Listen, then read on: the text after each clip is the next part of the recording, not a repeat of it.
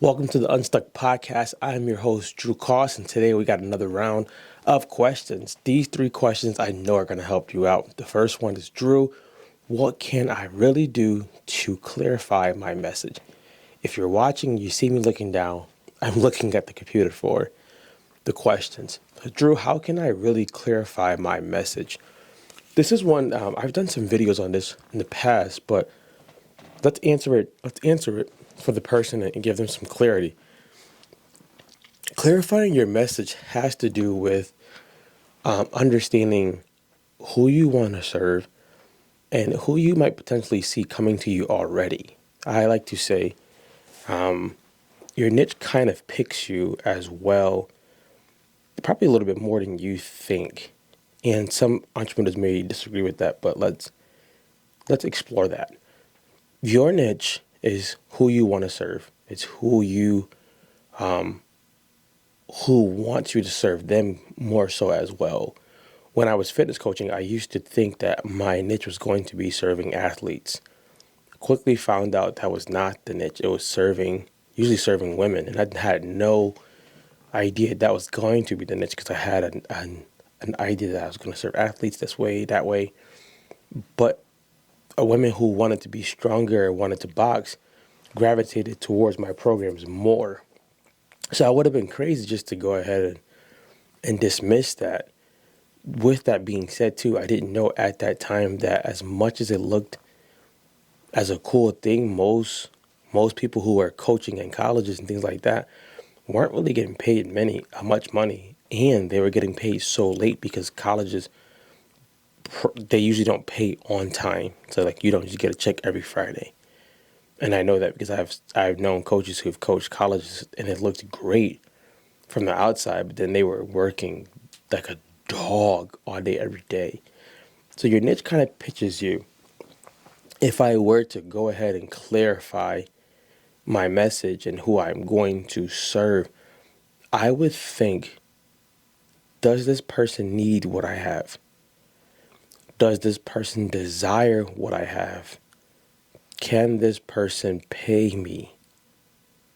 And the last one usually sounds so wrong, but it's not, because if they can't pay you, it's not going to be a sustainable business model for long. Is that to say that you can't do charity work? Yes, you can, but we're talking about right now, can the person pay you so that you can actually stay in business? So something that made me realize I needed to tweak things was, at first I was like, my mom was a single mom, so I think I should just serve single moms. Now, it seemed remarkable, but I think some things I didn't take into account at first was, does the single mom have the time to actually travel to a gym, find a babysitter, because some of the gyms I was at weren't allowing kids in there, find a babysitter and do that multiple times a week? Can that mom even pay you? Quickly, I found out it wasn't a great idea. It was a cool idea for our home programs, but at that time I was focusing on in-person training. So, does this person need what I have? Do they desire what I have? Meaning that they actually want to move forward and get it?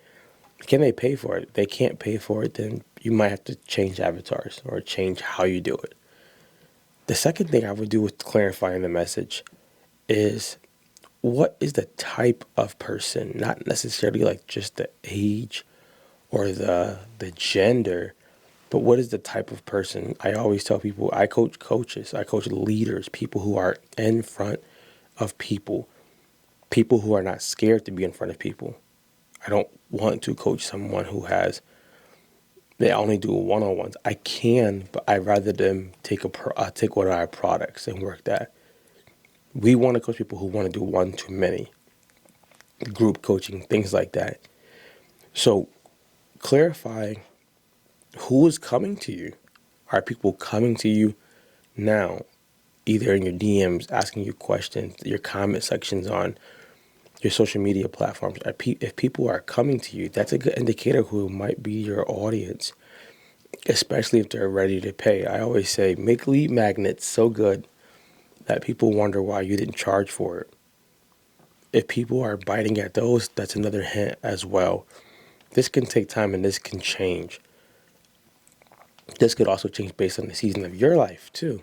Do you want to hustle hard? Maybe not. Do you want to grind? Maybe or maybe not. That's gonna always come into factor too. How hard are you willing to work for this goal or this avatar, or to clarify the message? The second question that came up is, do you believe in group coaching more than one-on-one? Short answer, yes. Long answer, yes. Usually we feel, I learned this one from Jesus, Myron Golden, and Coach Kelly. Usually we feel that,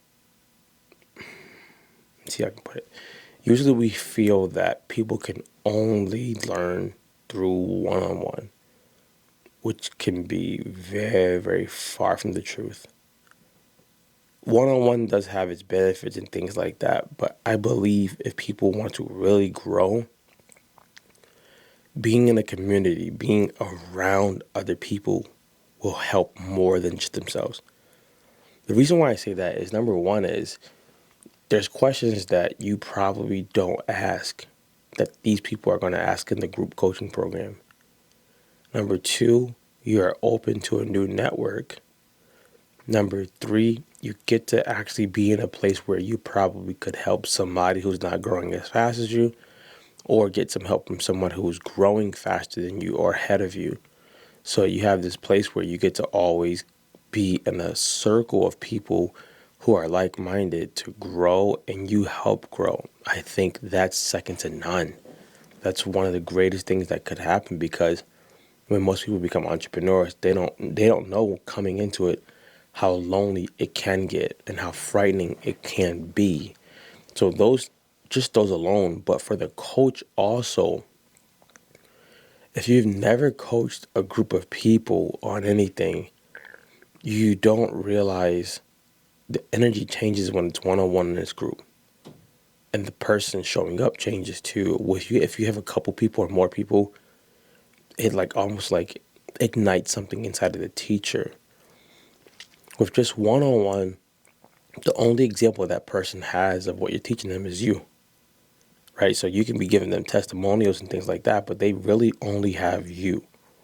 With that being said, in a group, they have other people, lots of other testimonies. And the cool thing with the group coaching is, if you have, say, like a Facebook group or something like that, they get to feed off of each other and they get to help each other answer questions and troubleshoot and things like that. So I will lean more towards group coaching always. It also saves the coach a lot of time. I got this from the Bible. Moses, his father-in-law, told him, you need to have people help you, because you cannot counsel everybody single-handedly every day, because you're going to be here all day. And that's what was happening. So versus having 10 one-on-ones, you can have one group session. People can pay a reasonable price. It's probably a little bit cheap, a lot cheaper than them paying you one-on-one each time. And you can see the growth from there. I'm always going to lean towards group coaching. Number 3, Drew, what do you do to find inspiration for content creation? Honestly, it changed. I used to try to look at other creators so much, but now I try to relax more. I try to think, I look at my metrics. What is actually doing well? What was I doing when I did that? And usually it's some of the stuff that I'm just the most relaxed, like right now, or things where I'm just giving information about what you can do from what I've experienced, saving you time, saving you money, saving you scars. With that being said, one of the main things I do is I try to look outside of my industry, and that helps a lot. I try to look at things that that people shy away from. That helps. I try to look at my my old stuff that did well. Why did it do well? Dissect it, find out. And if I have time after that, then I may look at some other creators. But I wanna do what's authentic to me. And if my audience is gravitating towards it and getting help from it, I want to keep doing that. Yes, do I want to see like those crazy effects? It's cool, but if I can just sit in front of a mic and give you value, I want to keep doing that. So guys, get unstuck, and if you have questions, feel free to drop them in the comments. Go be great.